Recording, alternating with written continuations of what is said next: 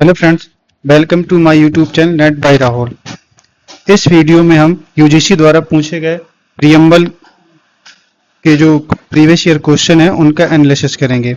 ये वीडियो का पार्ट 2 है। इससे पहले पार्ट 1 में हमने 1 से 10 क्वेश्चन यानी 10 क्वेश्चन का एनालिसिस किया था। इस वीडियो में भी हम 10 क्वेश्चन का एनालिसिस करेंगे। तो ज़्यादा टाइम वेस्ट नहीं करते हैं, स्टार्ट करते हैं। ठीक है। Question number 11। भारतीय संविधान की प्रस्तावना में बंधुता फ्रेटर्निटी शब्द का मुख्य उद्देश्य क्या सुनिश्चित करना था। ठीक है। तो इसका जो अगर नॉर्मल अर्थ देखें तो इसका अर्थ होता है भाईचारा। ओके। लेकिन इसमें पूछते हैं कि शामिल क्यों किया गया था, इसका शामिल करने का उद्देश्य क्या था। तो इसका आंसर होगा correct answer option number B, व्यक्ति की गरिमा तथा राष्ट्र की एकता और अखंडता। ठीक है। मैं सारे ऑप्शन नहीं पढ़ूंगा वरना टाइम वेस्ट होगा और वीडियो बहुत लंबा हो जाएगा। तो देखते हैं नेक्स्ट क्वेश्चन। किस वाद यानी किस केस में सर्वोच्च न्यायालय ने कहा था कि प्रस्तावना संविधान के निर्माताओं के विचारों को जानने की कुंजी है। तो इसका जो करेक्ट आंसर है वो है बेरूबारी यूनियन मामला 1916। ठीक है। तो ये जो केस है इनकी तो हमें डेट भी याद रखना है कि किस डेट किस ईयर में कौन सा केस आया था। ठीक है।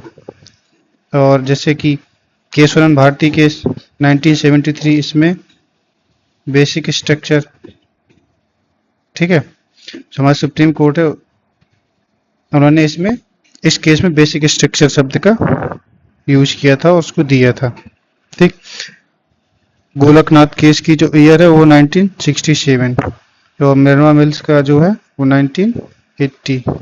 ईयर याद रखना है क्योंकि मैचिंग में एक साइड केस का नाम दूसरी साइड ईयर दे देंगे और मैच इन द फॉलोइंग में आ जाता है।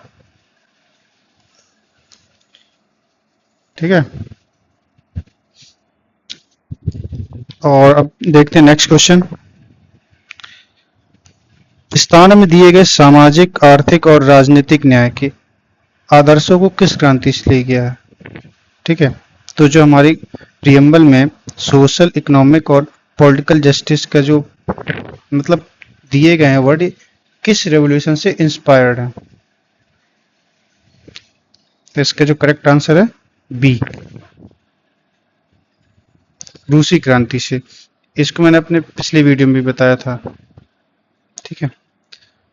इसके साथ साथ आपको जो ये रेवोल्यूशन है इनकी ईयर याद रखना है कि फ्रांस की क्रांति 1789, Russian revolution 1917, American revolution 1976, glorious revolution 1688। अब इसको ग्लोरियस रेवोल्यूशन क्यों कहा जाता है ये भी यूजीसी ने पूछा है। तो इसको ग्लोरियस रेवोल्यूशन इसलिए कहा जाता है क्योंकि बहुत मतलब बिना इसको रक्तहीन क्रांति भी कहा जाता है कि बिना खून बहे एक क्रांति हुई थी। ठीक है। तो चलिए देखते हैं नेक्स्ट क्वेश्चन। प्रस्तावना संविधान का सबसे सम्मानित भाग है, यह संविधान की आत्मा और कुंजी है। यह प्रसिद्ध कथन किसका है। ठीक है। यह संविधान की आत्मा और कुंजी है ये। तो इसका करेक्ट आंसर है वह पंडित ठाकुर दास भार्गव। ठीक। तो संविधान सभा के सदस्य पंडित ठाकुर दास भार्गव ने प्रस्तावना को संविधान का अति महत्वपूर्ण भाग और उसकी आत्मा कहा। ठीक है। और दिल और आत्मा अंबेडकर जी ने किसको कहा था, आर्टिकल 32 को। तो कंफ्यूजन नहीं करना है। ठीक है। क्योंकि एंटी ऐसे लाइक ऐसे क्वेश्चन में कंफ्यूजन बहुत पैदा करता है। तो क्वेश्चन को अच्छे से पढ़ना उसके बाद आंसर टिक करना। Next question. सर्वोच्च न्यायालय ने किस मामले में यह व्यवस्था दी थी कि प्रस्तावना संविधान का एक अभिन्न अंग है। ठीक है। यानी इंटीग्रल पार्ट है।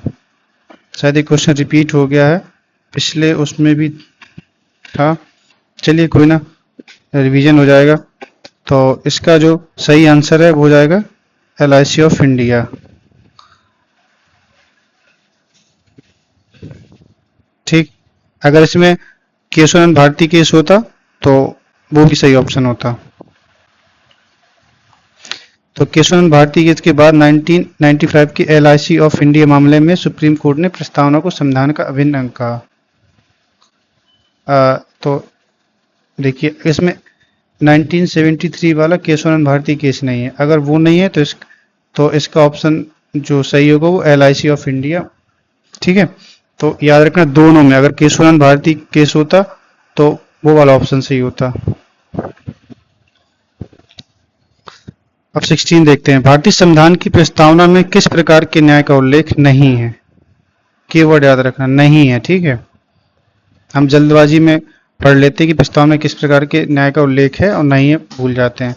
तो सोशल जस्टिस है, इकोनॉमिक जस्टिस है और पॉलिटिकल जस्टिस भी है, बट ये नहीं है, रिलीजियस जस्टिस नहीं है, क्योंकि जो हमारा देश है वो सेक्युलर है। हमारे देश का कोई धर्म नहीं है, ठीक है, स्टेट का कोई भी धर्म नहीं है।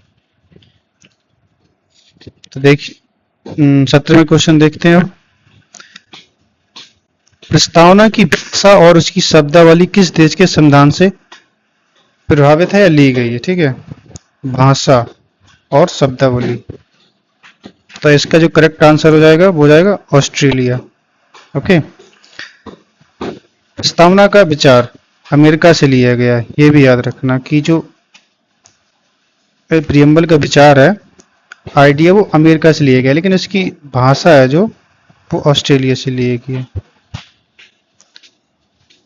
आइडिया कहाँ से लिया गया है?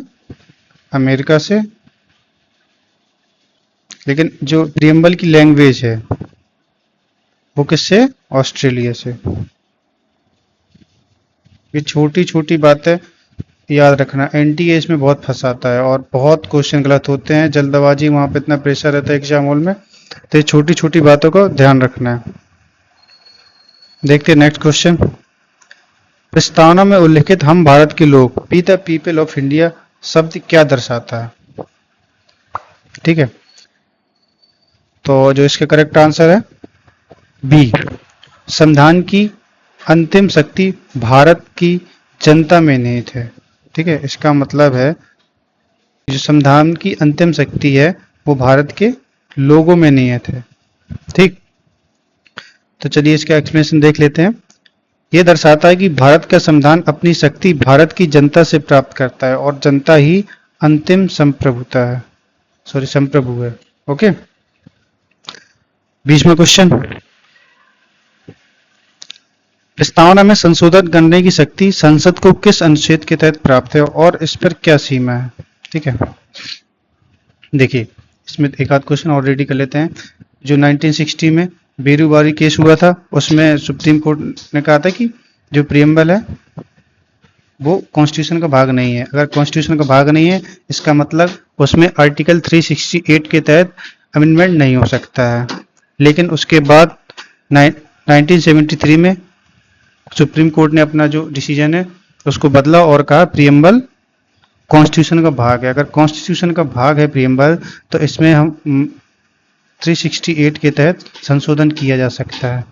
ओके, अब क्वेश्चन देखते हैं। प्रस्तावना में संशोधन करने की शक्ति संसद को किस अनुच्छेद के तहत प्राप्त है और इस पर क्या सीमा है? ठीक है, तो जो इसका सही आंसर हो जाएगा वो होगा 368, बेसिक स्ट्रक्चर को नष्ट करते ना हुए, वही इसका मतलब कि देखिए जब 1973 में सुप्रीम कोर्ट ने कहा कि प्रियम्बल भाग है कॉन्स्टिट्यूशन का, ठीक है, और इसमें अमेंडमेंट भी कर सकते हैं, लेकिन एक इसमें बेसिक स्ट्रक्चर शब्द को ऐड किया और कहा कि जो संविधान की बेसिक स्ट्रक्चर है उसको आप चेंज नहीं कर सकते। अब ये डिसाइड कौन करे कि बेसिक स्ट्रक्चर क्या है? तो सुप्रीम कोर्ट ने कहा बेसिक स्ट्रक्चर क्या है, इसको हम टाइम पर डिसाइड करेंगे। ठीक है, तो ये बहुत इंपॉर्टेंट है, इसको याद रखना अच्छे से। नेक्स्ट क्वेश्चन, जो इसका लास्ट क्वेश्चन है उसको देखते हैं। प्रस्तावना में प्रयुक्त गणराज्य रिपब्लिक शब्द का तात्पर्य क्या है? ठीक है, तो इसका सही आंसर है बी, राज्य का प्रमुख प्रत्यक्ष या अप्रत्यक्ष रूप से निश्चित अवधि के लिए चुना जाता है। ठीक, या एक और अर्थ कर सकते हैं कि देखिए जैसे डेमोक्रेटिक तो इंग्लैंड भी है, बट जो उसका राज का प्रमुख है, ठीक, वो वंशानुगत होता है। लेकिन इंडिया में जैसे हमारे राष्ट्रपति है, इनका चुनाव होता है हर 5 साल में, ठीक है। तो एक्सप्लेनेशन देख लेते हैं।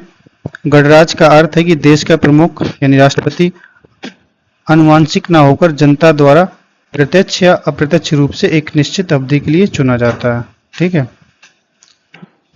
तो ये वंशानुगत नहीं है, एक निश्चित अवधि के लिए जो हेड ऑफ स्टेट है वो चुना जाता है, ठीक है। तो ये हमारा वीडियो का लास्ट क्वेश्चन था और लगभग ये 20 क्वेश्चन हमने रेडी किए। इसी के इर्द गिर्द क्वेश्चन आते हैं, इसके बाहर लगभग कुछ नहीं आता है। 90% इसी से क्वेश्चन आएंगे। ये बस इधर ऑप्शन अलग हो सकते हैं और कंफ्यूजन क्रिएट कर सकते हैं, इसके अलावा कुछ नहीं आएगा। तो जिसने वीडियो को लास्ट तक देखा, थैंक यू। मिलते हैं नेक्स्ट वीडियो में।